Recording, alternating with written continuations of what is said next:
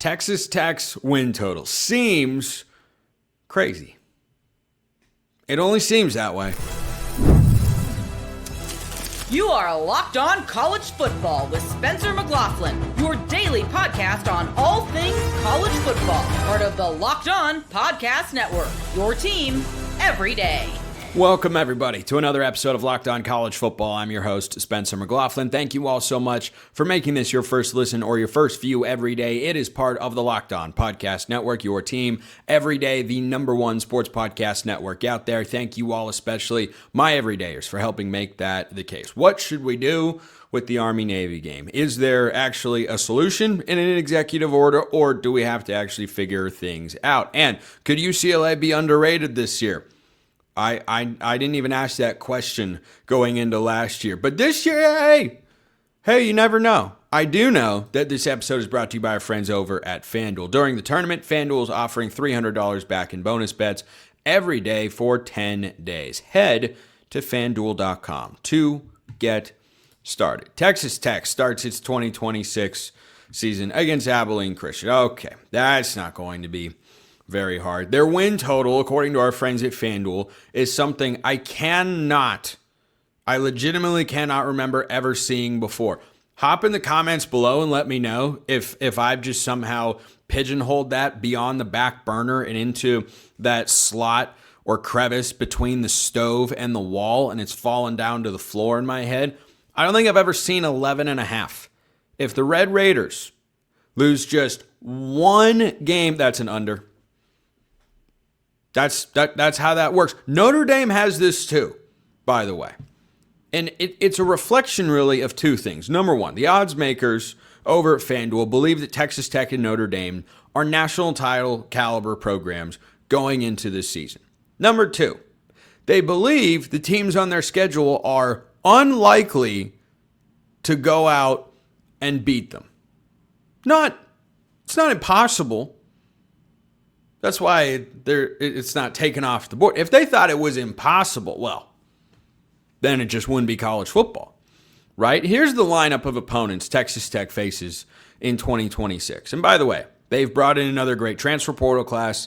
They brought in Brendan Sorsby from Cincinnati, who is a veteran quarterback. This has been a theme in college football. Bring in a veteran transfer quarterback, and good things will happen. Who was in the national title game last year? Carson Beck and Fernando Mendoza. Who was in the national title game the year before? Riley Leonard and Will Howard.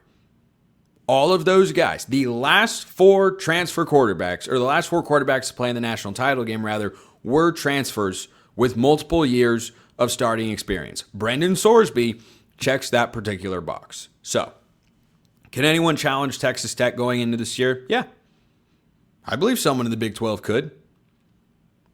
Don't know that I would power rate anybody else number one right now. Certainly, the Vegas odds makers would not. Abilene Christian at Oregon State. They've got a new head coach, Jamarcus Shepard. He was the wide receivers coach at Alabama. He was with Kalen DeBoer at Washington before that. He is a very high energy.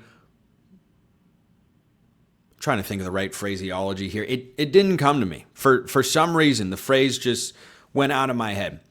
Potentially dynamite recruiter is what I was trying to say. As for everything else, TBD. Are they going to be ready in year one to play Texas Tech? If they are, then Jamarcus Shepard might not be in Corvallis for very long. So, yeah, that's a game. The Red Raiders, who dominated the matchup a year ago, probably going to win comfortably yet again. Now, I look at that September 19th game against Houston, which is their Big 12 opener, and say, hey, I wouldn't sleep on Willie Fritz. You've got Connor Wigman back at the helm. They've done some nice things in the portal. Fritz is going into year 3. I think they are a Big 12 contender. That game is being played in Lubbock. Here is where the real advantage for Texas Tech going into the season and why they will be viewed by, I think, everybody.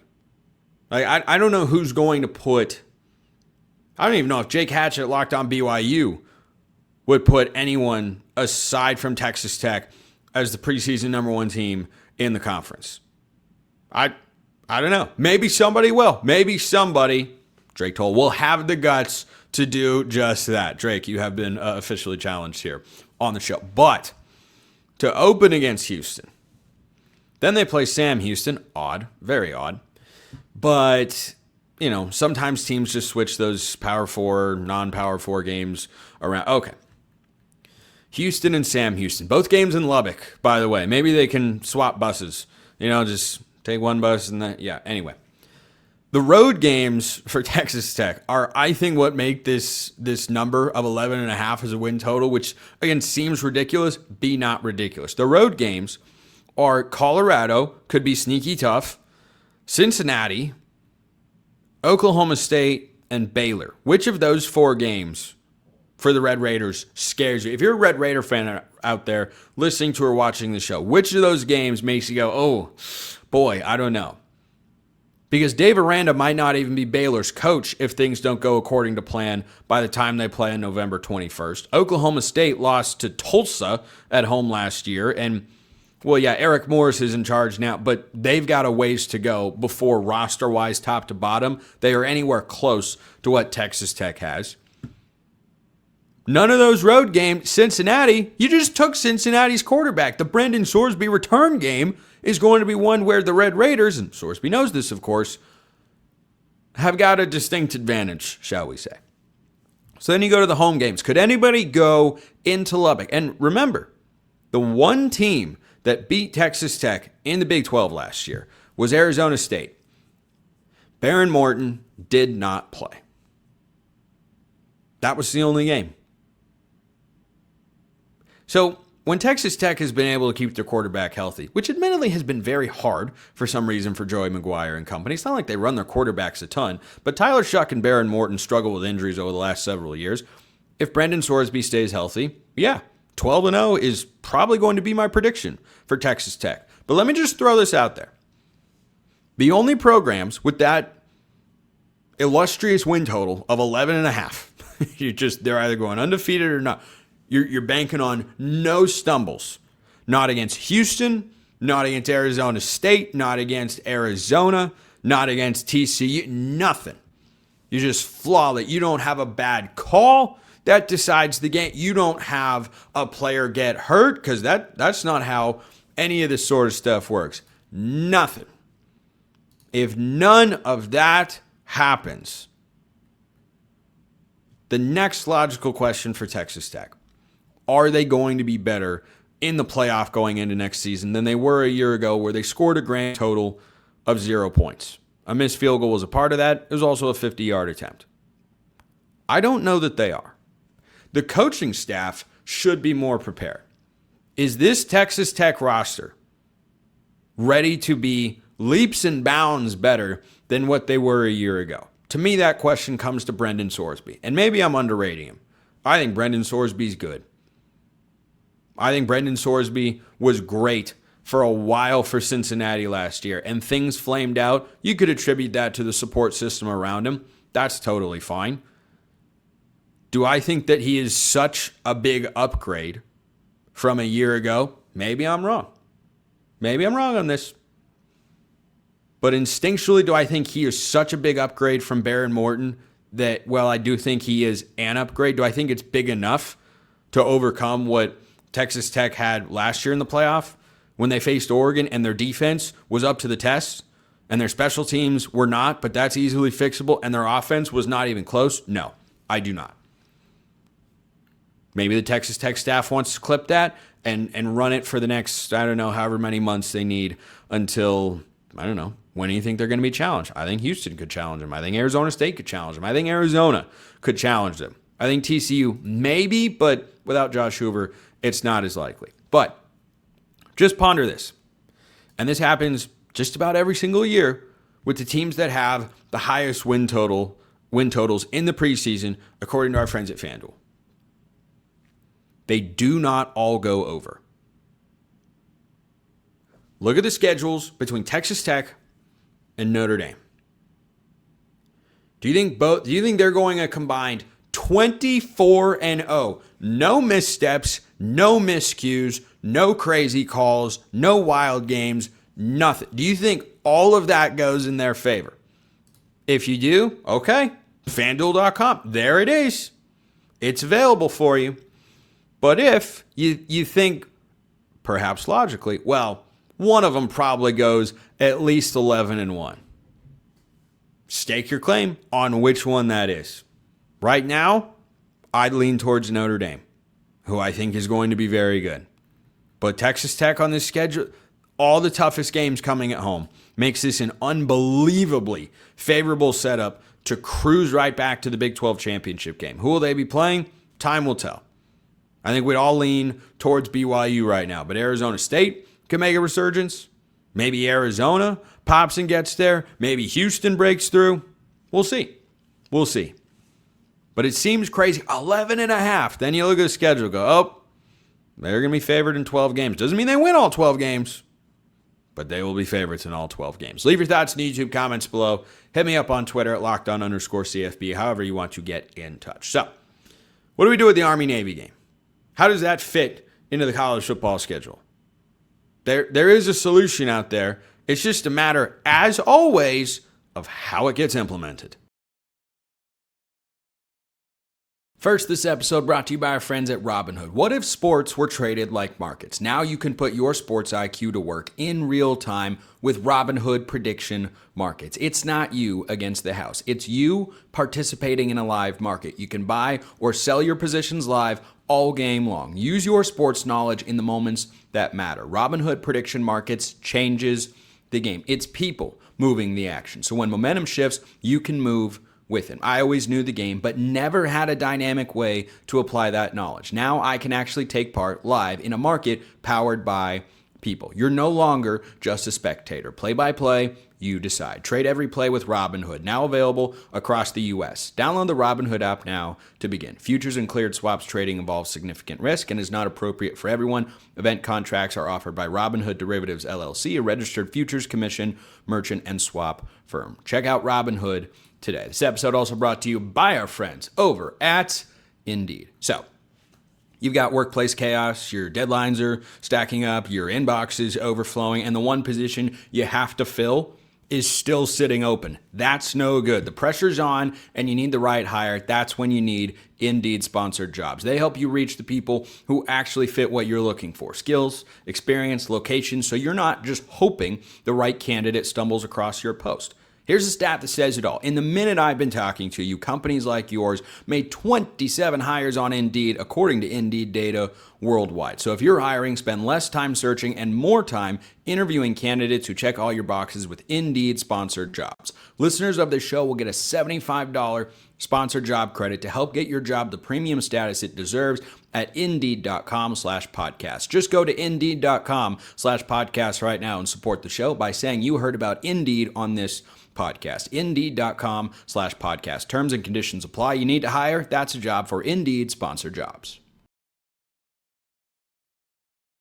Thank you for making this show your first listen or your first view every day. If you want to go to the next level, join the Locked On Everydayer Club. You can do so for free right now when you use code MARCH. You'll unlock ad-free episodes and entry into our private listener group chat where I'm hanging out all the time. Click the link in the show notes of the description of this episode and use that code MARCH to claim your free month. Become a Locked On Everydayer Club member today.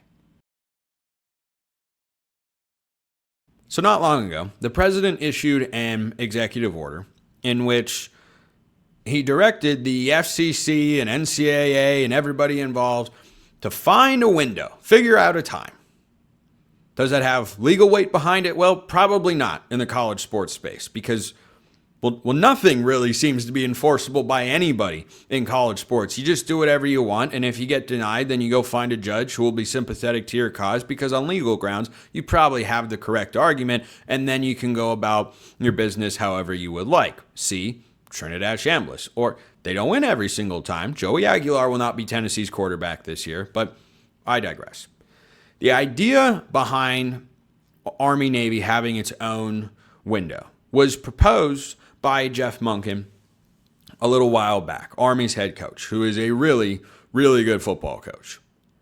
And one thing about this game that has become increasingly clear to me, given the timeline of the selection of the college football playoff teams, this game needs to be played before that selection happens. And what Monken suggested is, hey, block out a 4-hour window, because that could be how much time you need to do pregame, postgame, and an actual game or with all the commercial breaks that you've got now in college football, that could be how much time you need. Have nobody else play during that time.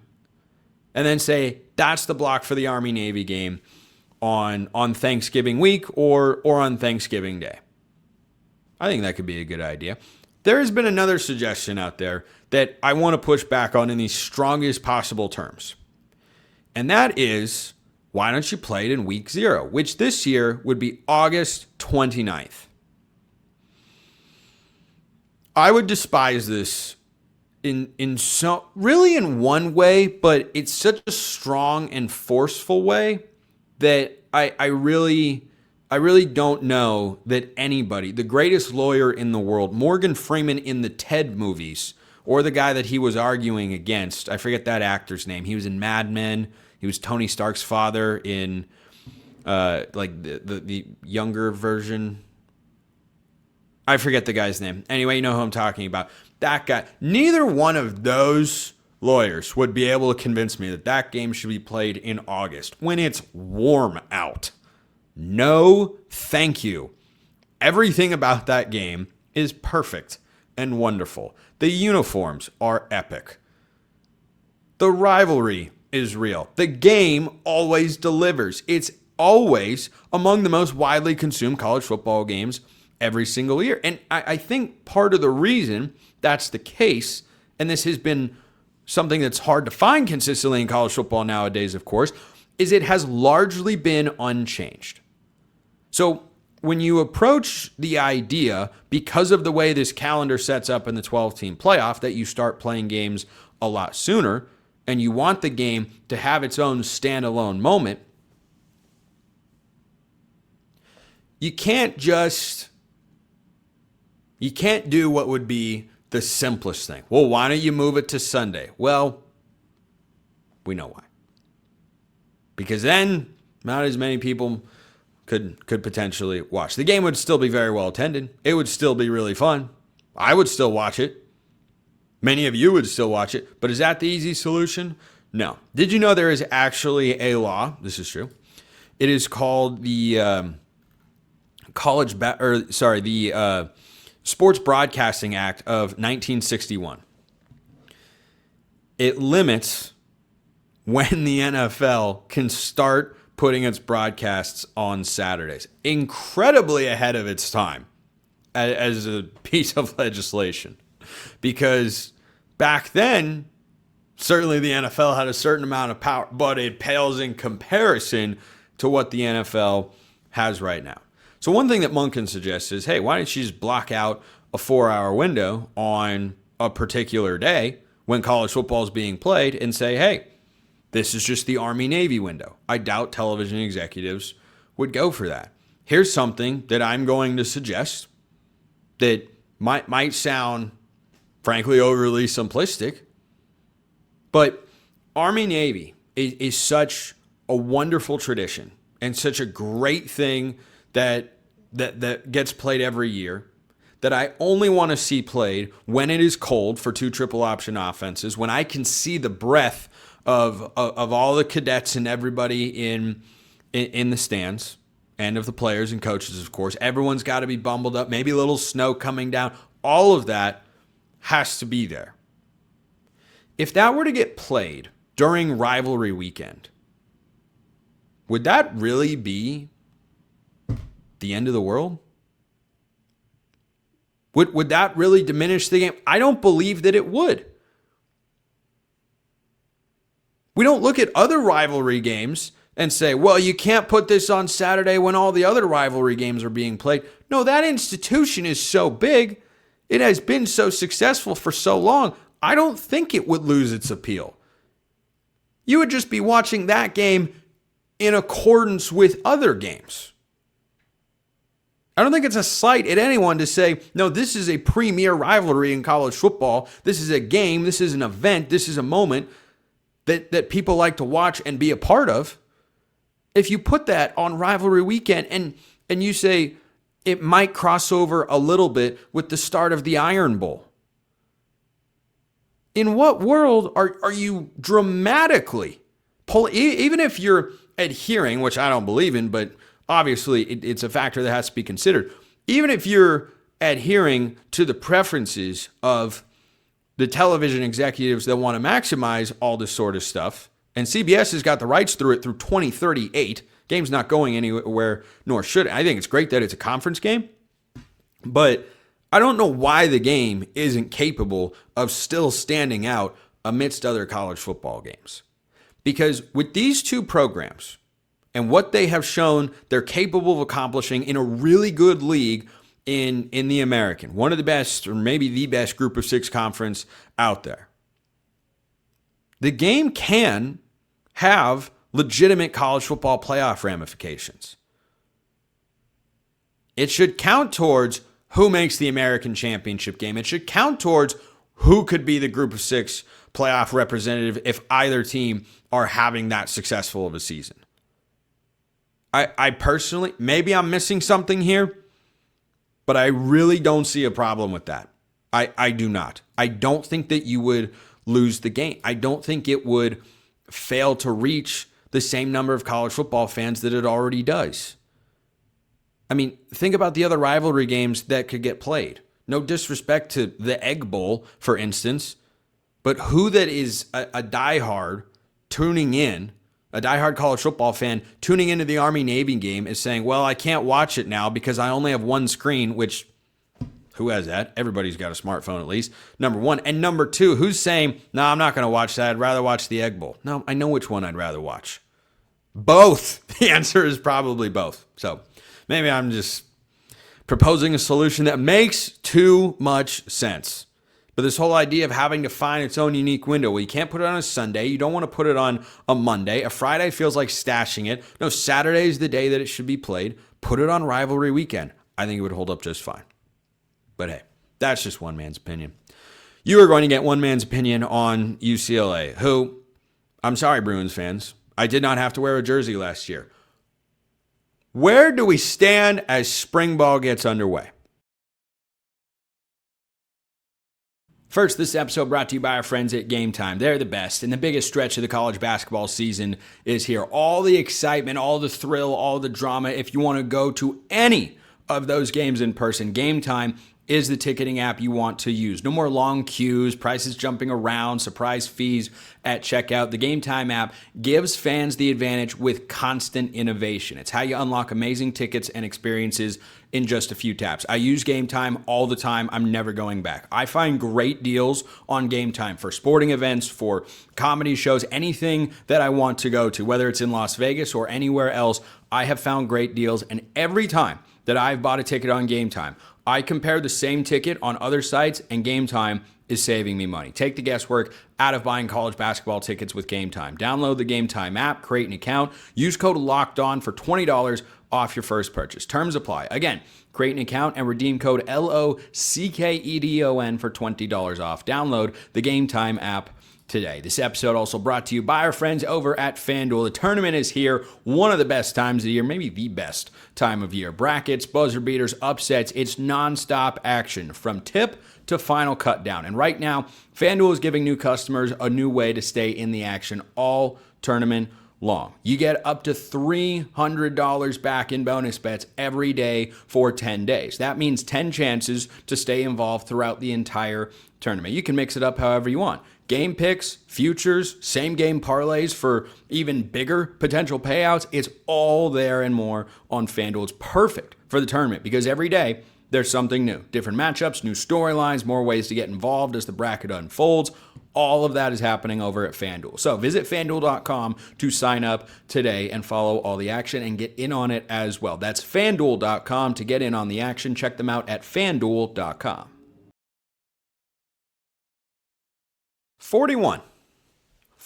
That's the number. That is the number of transfers that Bob Chesney has brought in for his first year as UCLA's head coach. It's a lot of players. I think it's very easy and at some level lazy to just make the comparison. He's going to be like Curt Cignetti. Look, he brought a bunch of transfers from JMU. Well, he brought some guys. If you go look at the players he brought over, there are actually only a handful from last year's team, some of which are good players. DJ Barksdale, solid corner. Wayne Knight, small but really explosive running back. There are guys that can play.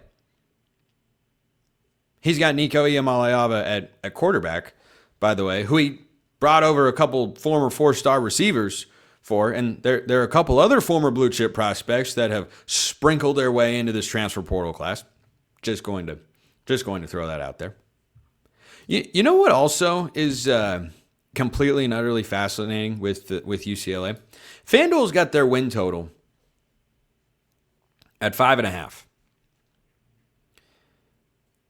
Does that mean FanDuel actually believes they're going to border on bowl eligibility, or that they would in a, say, different scheduling setting?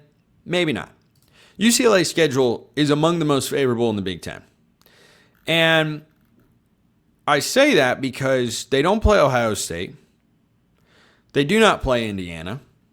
They don't have to play Washington. They get USC at home.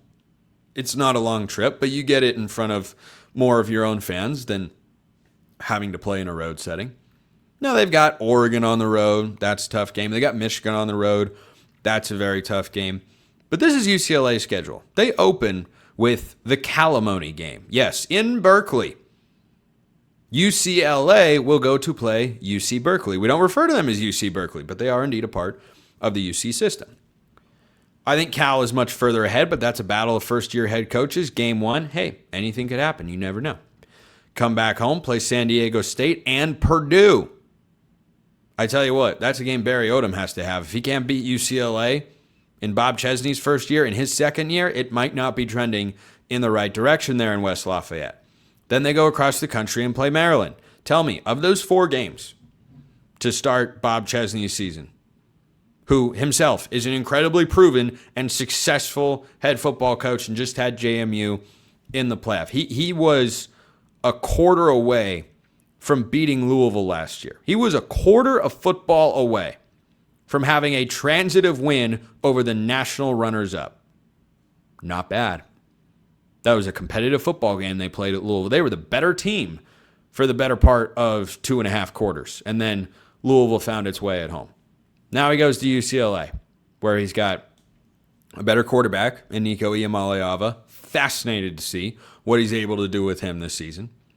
And he's got a roster that probably pound for pound, guy for guy, is more talented than what he had at JMU last year. And look, the last time that Bob Chesney went up against a team in the Big Ten, Oregon had a 34-6 lead. Well, I think this roster is going to have more talent, more bulk than that JMU lineup did. So, at Cal, San Diego State, Purdue at Maryland. Which of those games feels completely and totally unwinnable? I'd argue it's none of them. Now, on October 10th, after a bye, they go to Oregon. All right, that's probably not a game you can expect to win. You try to keep that one close. That's the expectation. Aspiration is probably that. And then, listen to this 5-game stretch. Wisconsin, Michigan State, first-year head coach, which is following a coach who's on the hot seat, by the way. Nevada, because they play that early game against Purdue, so they put a group of 6 later. Kind of a little SEC move right there. At Minnesota, host Illinois. Again, how many of those games feel wildly unwinnable? Like, on paper, you just look and go, oh, no chance. They're not winning all these games. That's not my point. They close at Michigan and hosting USC. Those games feel incredibly difficult to win. Maybe you pull off a crazy one in the rivalry, but those 2 programs and rosters are well ahead of where UCLA is at. So too is Oregon. So let's take those 3 off the board. Which of those games? And remember, this is a UCLA team last year that beat Penn State, and Nico looked like the 5-star prospect he was coming out of high school. Well, that guy's still there. I tell you what, I didn't expect that. I would have thought he went in the transfer portal again when the coaching change took place and they got rid of DeShaun Foster. Now they've got Bob Chesney, and clearly Nico likes him enough. And Nico's got a couple of weapons that might be respectable. Guy coming over from Florida, former 4-star recruit. I'm just saying. Marcus Harris coming over from Washington, former 4-star recruit. Brian Rowe Jr. coming over from South Carolina, former 4-star recruit. That's the wide receiving core. Put Wayne Knight in the backfield, you'd have at least got weapons. You've got weapons. You got a coach. I tell you what, I am actively considering in my head over 5.5 for UCLA. After last year, I was so down on him from the beginning, and I was so unbelievably right on UCLA under DeShaun Foster. Start to finish. It's among the most correct I've ever been. Do I still have a pulse on what is happening with the Bruins? We might have to find out. That schedule works out incredibly well. You stash 2 games at the end of the year that on paper you're not going to win, but you have 10 games to get yourself as prepared as possible. I am utterly fascinated. There is no pressure, at least there shouldn't be, on Bob Chesney to win this year, but he could gain a lot of internal and external support for the UCLA football program if he can go out and just make a bowl game, go over. And you know what? It's kind of possible. Look how far we've come. I'm saying nice things about UCLA football. I was saying the opposite a year ago, but right now, I'm intrigued.